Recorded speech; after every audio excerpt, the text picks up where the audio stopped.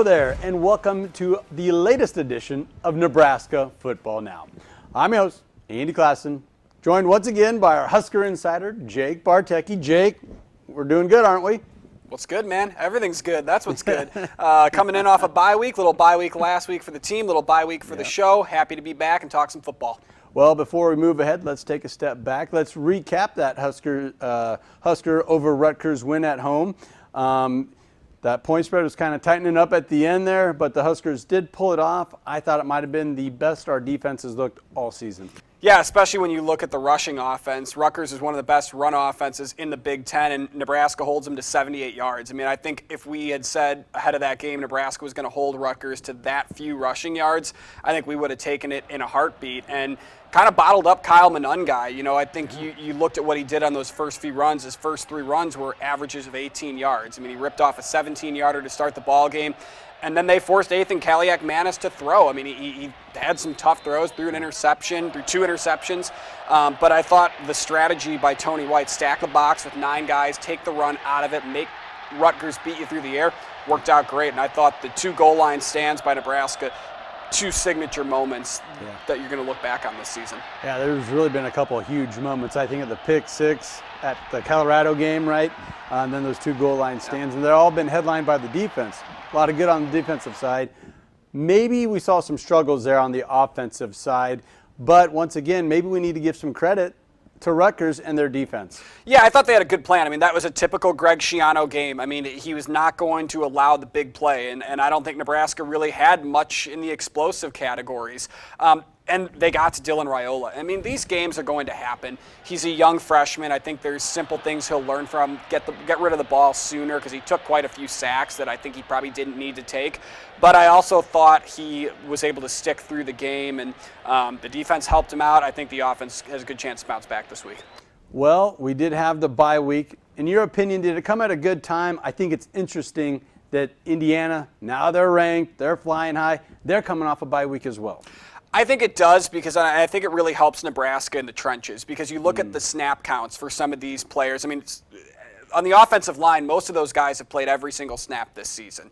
And you're coming off a physical game with Rutgers, and now you're going on the road to take on number 16 Indiana, top 5 team in Ohio State. And even on the defensive side, I mean, Ty Robinson played 61 snaps against Rutgers. That's a lot of time on the field. I think it's good to get these guys a little bit of a rest, recover, and just a mental break as well. Well, there's a couple of our thoughts. Let's hear the head man's, his thoughts, head coach Matt Rhule, on the bye week. We worked our tails off last week. Now, we got better, all right? That's one thing. I got really proud of some of the young guys. Some of our young guys have improved at a high level. So I gave them one day where it was just them. Then we had 2 days where it was the vets too, you know, and one day was a mix of the young guys, and then the last day was, you know, purely just, you know, the travel squad working versus scouts and the like. So we really worked. But I think, to your point, like mentally, emotionally, right, the competitive stamina of, you know, we face some pretty good teams. I mean, whether people think that, we face some teams with, you know, 4 wins, you know, like, so we've had to battle every week. You know, we're not like just running away with the game and it's just an easy game. So the guys have had to show competitive stamina and they've had to grind. And I think they came at a good time. You know, I was able to get away. The players were able to get away. Even if getaway means they sat in their dorm room and watched anime or whatever it is they watch nowadays, they got to have some time to themselves. And I thought everyone was in a pretty good mood this morning. You know, everyone looked out. We just practiced. It was excellent. So hopefully it benefits us. You know, because we got 6 ball games left. We got, you know, 3 and then another bye. And you know, this is as big a game as we've ever probably played in terms of, you know, the stakes and, you know, all the things that get people excited on the road. Ranked team, best offense, you know, probably that we faced. You know, one of the best that we'll see. So, you know, I'm sure our guys are focused. All right, so kind of typical stuff, you know, coach speak, which I feel like before kickoff, before games, Coach Rhule is kind of buttoned up a little bit there. I want to kind of focus on special teams. That has to be an area where they put a lot of focus on during the off week, during the bye week. What are your thoughts on the special teams? Can they be fixed, or is this just how it is? I think it absolutely can be fixed. I mean, there's certain things that Nebraska has to get better on. They got to make better decisions of when to field punts, when not to field punts. The kick return coverage, the punt return coverage has to be better. And the blocking, I think, has to be better on the punts. Brian Buschini's been awesome. I mean, he's had a pretty good leg for most of the season, was awesome against Rutgers. Thought he was really good against Purdue as well. Didn't realize he had an arm. That strike to Jalen Lloyd was something I was not expecting. I will admit, I turned my camera off on the sideline when I was filming the game because I just thought, punt, not going to try anything crazy. I was wrong. But the special teams has got to get better. I mean, they've graded out pretty low. Brian Buschini's been a good part of it, and obviously the kicking game. Nebraska didn't get into a situation where they really needed to kick a field goal against Rutgers. Yeah. I feel like that could happen this weekend against Indiana. They're pretty tough in the red zone, are the Hoosiers, so I think it's something I'm hoping to see turned around quite a bit here. It really is a tale of two different kicking units, right? You got the field goal kicking and the punting. And Brian Buschini, per request of his teammates, let's take a listen to Ty Robinson here, but was awarded a black shirt. Sure was. And it was all through his teammates going to bat for him. And let's be honest, he had some spectacular plays this last week. When Marquise Buford texted me at home, it was like, Coach, we need Buschini in a black. I thought that was a tremendous mess, whether it was the tackles at Purdue, or the game-saving tackles on the field goals, or just the punts he made last week. To get hit like that and come out there and not. Some guys get hurt and they come out and they finish the game. Like, he accelerated. So, but again, I did it because it was from the players. They feel like he's part of that unit. So let's roll with that. I mean, just the grit I think we saw last game really, sent the message, in his style of play.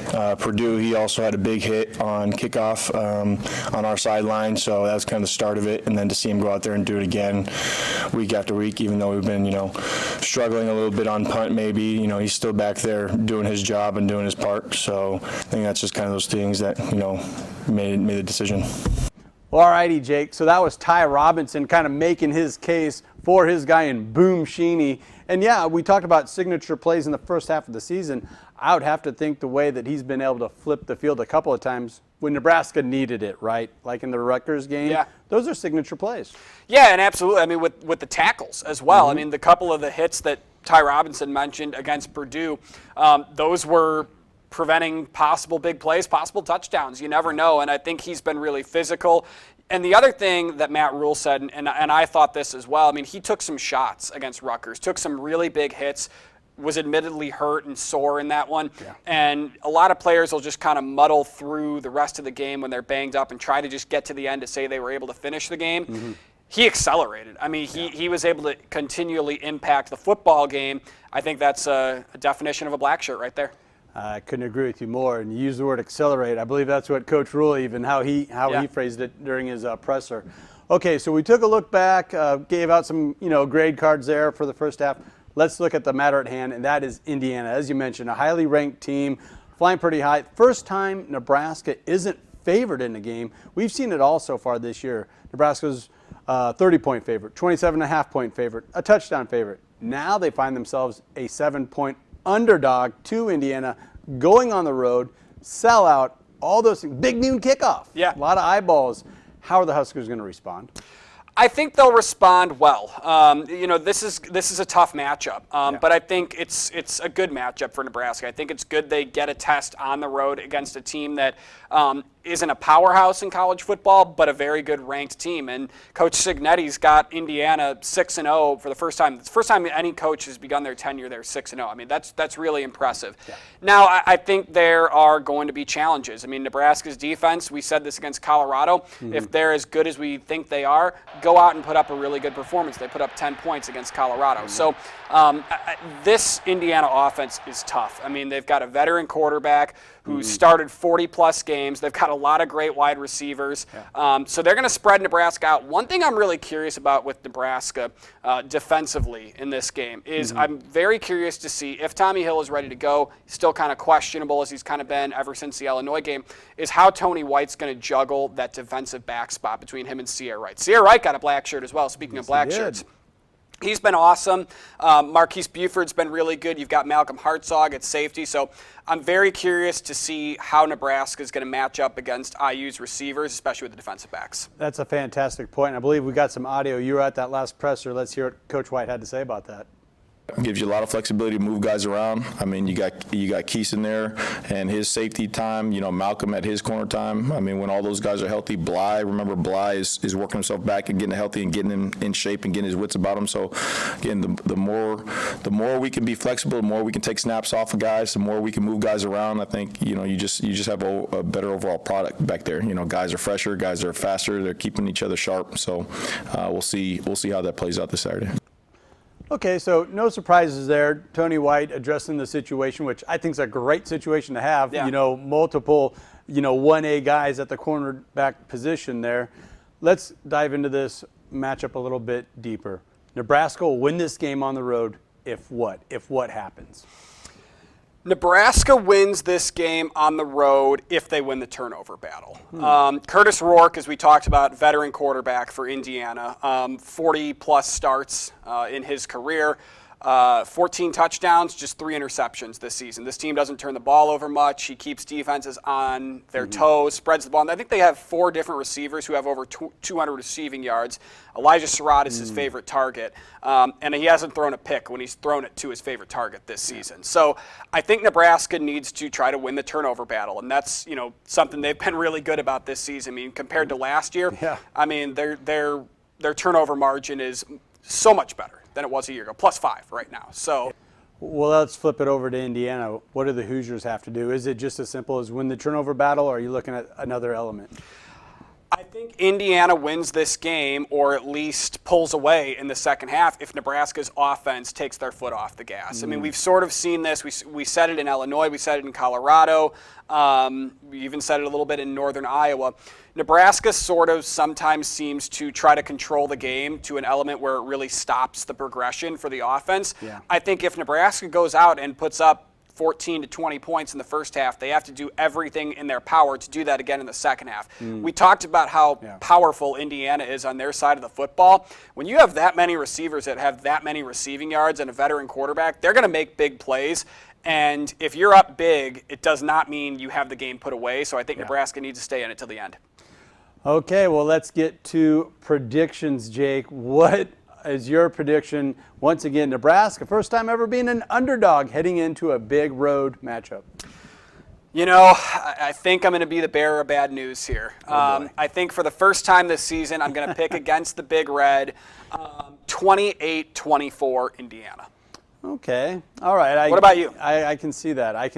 But I was thinking I was going to flip that, and I wanted to get a crooked number. I'm going to go Big Red. Nebraska's going to keep their foot on the gas offensively. All They right. know they're going to have to. Let's go with 29-21. Huskers not only win, but prove bookies wrong. They got the wrong team favored here. Well, both of those picks would continue because they've covered it every game to this point in the season. So both of those predictions would mean that they cover in every game the rest of the for the rest of the season. I like that. Yeah. Well, Jake, thanks for stopping by and sharing all that wonderful information with us.